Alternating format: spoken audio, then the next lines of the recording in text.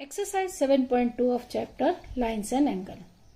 This exercise related to the parallel lines, corresponding angles, alternate angles and transversal etc.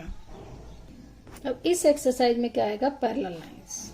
ये दो parallel lines हैं, पर इनको कोई तीसरी लाइन काटती है तो हम लोग क्या कहते हैं, ट्रांसवर्सल. ये दो पैरेलल लाइन, इनको काटने वाली तीसरी line transversal. The transversal is a line which intersect the parallel lines at two different points and forming 8 angles. 1, 2, 3, 4, 5, 6, 7, 8. इस तरीके से 8 एंगल्स बनते हैं. अब कुछ इंटीरियर एंगल्स होते हैं और कुछ exterior. Interior angles and exterior angles. देखिए इंटीरियर में कौन से हैं, 3, 4, 5, 6 और एक्सटीरियर में क्या है, 1, 2, 7, 8. जो दोनों लाइन के बाहर में है चारों एक्सटीरियर हैं, अंदर वाले इंटीरियर हैं. अब हम लोग देखते हैं करस्पॉन्डिंग एंगल्स. करस्पॉन्डिंग एंगल्स ये पैरेलल लाइन में बहुत जरूरी है. करस्पॉन्डिंग एंगल्स और अल्टरनेट का पहचानना बहुत जरूरी है. करस्पॉन्डिंग मतलब सेम साइड बनेंगे. देखिए ऐसे, अगर ये है तो यहां पर करस्पॉन्डिंग ऐसे ही बनेगा. देखने में सेम लगना चाहिए. अगर यहां है तो यहां बनेगा, और अगर यहां पर कोई एंगल है तो उसका यहां बनेगा और इस जगह का एंगल यहां बनेगा. और ये आपस में इक्वल होते हैं क्योंकि लाइंस पैरेलल है. तो देखिए यहां पर एंगल 1 का करस्पॉन्डिंग 5, 2 का 6, 3 का 7. आप फिगर देख के आसानी से समझ सकते हैं. 4 का 8. सेम साइड, सेम दिखना चाहिए, सिर्फ लाइंस का अंतर आएगा, बाकी सेम. और ऑल्टरनेट, और ऑल्टरनेट का मतलब होता है जस्ट थोड़ा उल्टा सा दिखना, क्रॉस में दिखना. जैसे ये है, अगर हम लोग इस एक्सटीरियर का ऑल्टरनेट देखना चाहेंगे तो हमको यहां दिखेगा, ये ऑल्टरनेट होता है. इसका देखेंगे तो यहां दिखेगा, यानी एक्सटीरियर का एक्सटीरियर में दिखेगा और ये जो इंटीरियर का इंटीरियर में दिखेगा, लेकिन दिखेगा हमेशा अपोजिट साइड, ट्रांसवर्सल के अपोजिट साइड. तो हम लोग देख सकते हैं फिगर से 1 का अल्टरनेट 7, यानी जो एक्सटीरियर है उसका एक्सटीरियर में ही जाएगा. 2 का 8, 2 का 8, 3 का 5, 4 का 6, ये इंटीरियर है. ये इंटीरियर अल्टरनेट है दोनों, और ये दोनों एक्सटीरियर. इसी सब पर रिलेटेड है आपकी एक्सरसाइज 6.2. देखिए क्वेश्चन नंबर 1 क्या है. Question number 1 is the figure 6.28 find the values of x and y then show that AB parallel to C. यानी पहले x y निकाल लेना हमको. लीनियर पेयर से निकल जाएगा x, ये वर्टिकली अपोजिट से, और फिर प्रूव करना है कि लाइन AB पैरेलल है CD के.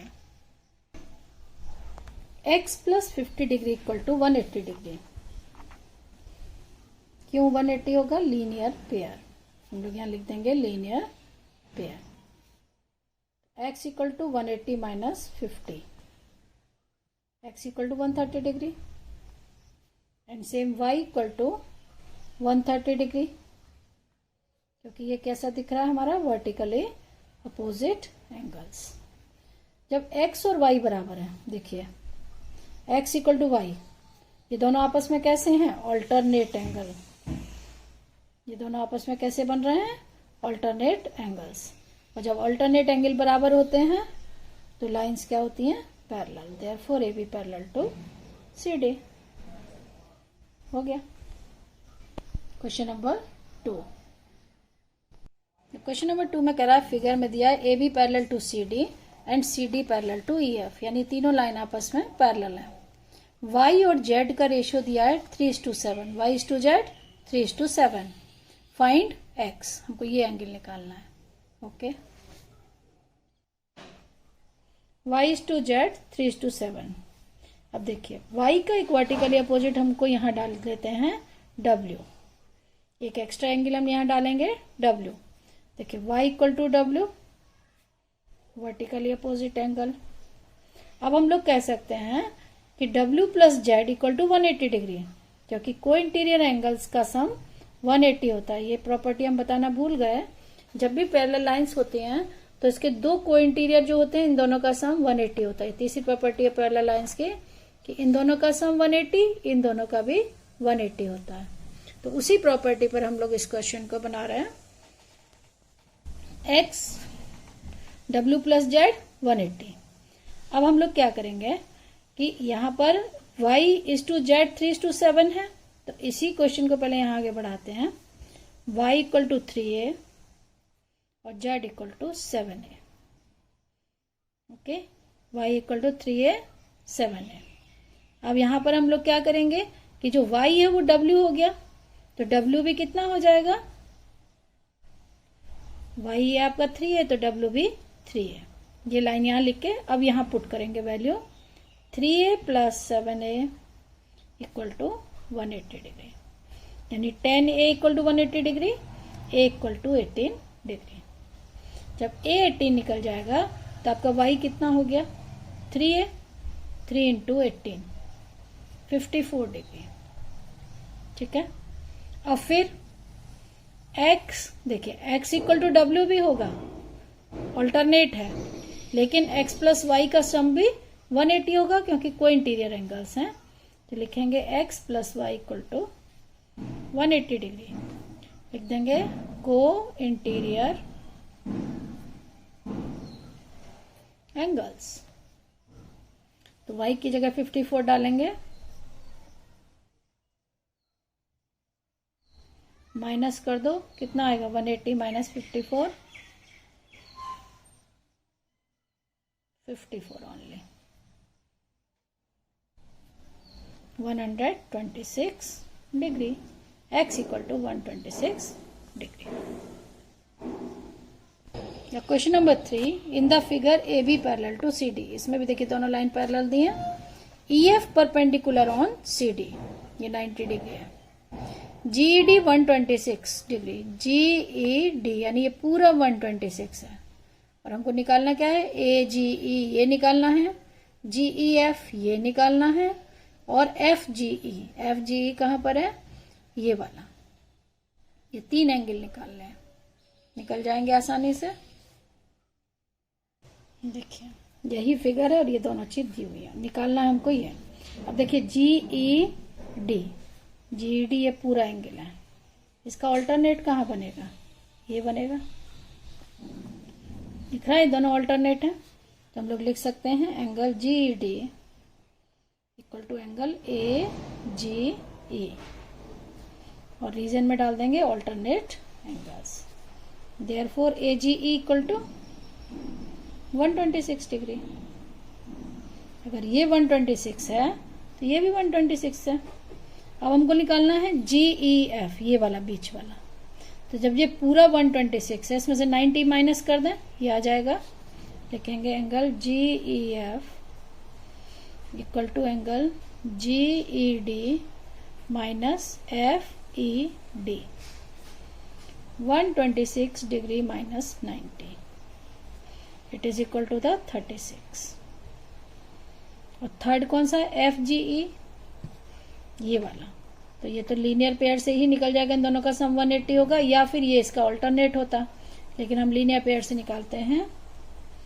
AGE plus FGE equal to 180 degree. यहाँ रीजन में डालेंगे लीनियर पेयर।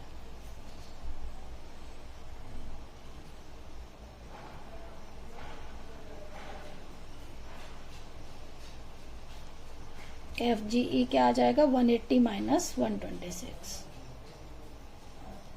54 डिग्री हो गया। तीनों एंगल निकल गए।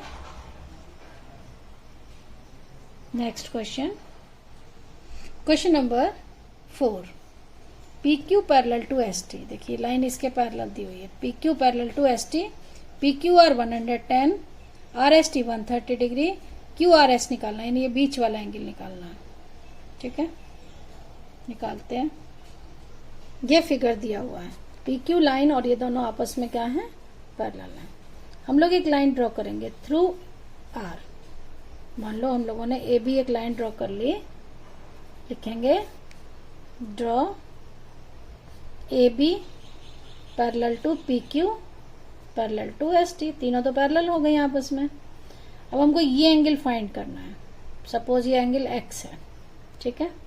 तो एक्स निकालने के लिए हम लोग क्या करेंगे, सबसे पहले ये एंगल वाई और ये एंगल जेड निकालेंगे, ठीक है। तो angle P Q R plus angle A R Q equal to 180 degree. क्यों होगा बताओ, ये है co interior angles, okay, co interior angles. तो ये तो 110 है, ये y है, तो y इक्वल टू कितना आ जाएगा 180 माइनस 110, 70 डिग्री। सेम इधर z निकालेंगे, कैसे, angle R S T plus angle B R S equal to 180 degree. ये भी वही सेम रीजन है, co interior angles. Co interior angles are always supplementary to each other, एक दूसरे के सप्लीमेंट्री होते हैं, इसीलिए 130 degree plus z equal to 180 degree. तो जेड कितना आ जाएगा 180 minus 130, it is equal to the 50 degree. अब देखिए एक्स वाई जेड तीनों एक स्ट्रेट लाइन फॉर्म कर रहे हैं, तो हम लोग लिख सकते हैं x plus y plus z equal to 180 degree. X निकालना है, वाई 70 है, जेड 50 है।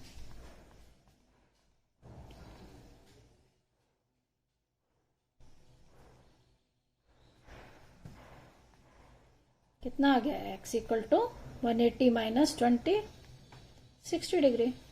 ये एंगल हमारा कौन सा था, क्यू आर एस, लिख देंगे therefore angle Q R S equal to 60 degree. यही तो प्रूव करना था, यही लाना है हमको, okay. Next question and last. In a figure P Q and R S are two mirror. अब यहाँ पर फिजिक्स पढ़नी पड़ेगी। Placed parallel to each other, an incident ray A B strikes the mirror P Q. ये incident हो रही है, reflect होकर इस पर जा रही है पॉइंट सी तक, फिर सी से फिर स्ट्राइक बैक होके जा रही है यहाँ डी तक। अब हमको प्रूव करना है कि ये जो ए बी और सी डी लाइन है, ये दोनों क्या होनी चाहिए, parallel. We have to prove A B parallel to C D, okay. देखिए फिगर है, ठीक है, पी क्यू आर एस दो मिरर है। फिजिक्स में पढ़े होंगे कि यहाँ पर एक नॉर्मल होता है, एक नॉर्मल एम डालेंगे और यहाँ पर एन डालेंगे, ये दो नॉर्मल है। तो हम लोग हमेशा पढ़े हैं कि incident ray equal to the reflected ray, okay. Incident angle equal to the reflected angle, यानी अगर ये एंगल 1 है और ये 2 है, सेम ये भी नॉर्मल है, नॉर्मल से ये इंसिडेंट होगा यहाँ पर और ये होगा रिफ्लेक्टेड। तो हम लोग जानते हैं कि I equal to R, angle I equal to angle R, therefore 1 equal to 2 and 3 equal to 4, right। draw, क्या नाम है, B M perpendicular on P Q and C N on R S, okay, C N on R S. तो now angle, we know that incidence angle of incident equal to angle of reflection। इसका मतलब क्या होगा, angle A B M equal to angle C B M,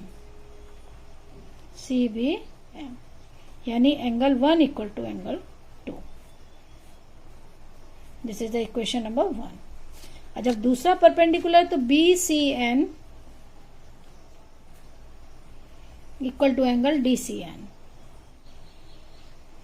ठीक है, ये आएगा यहाँ पर इसके अकॉर्डिंग, ठीक है। यहाँ हम लोग कह सकते हैं implies that angle 3 equal to angle 4। लेकिन हम जानते हैं कि बी एम और सी एन पैरेलल है, लिखेंगे यहाँ पर we know that B M parallel to C N. क्यों पैरेलल है, दो परपेंडिकुलर लाइन हमेशा आपस में पैरेलल होती हैं, तो इसलिए पैरेलल हैं। तो एंगल 2 इक्वल टू एंगल 3, क्यों, ऑल्टरनेट, पैरेलल एंगल के कैसे एंगल बन रहे हैं 2 and 3 parallel. This is the equation number 3. From 1, 2 and 3. अब तीनों से हमको क्या पता चल रहा है कि ये आपस में एंगल 1, 2, 3, 4 चारों एंगल आपस में बराबर हैं.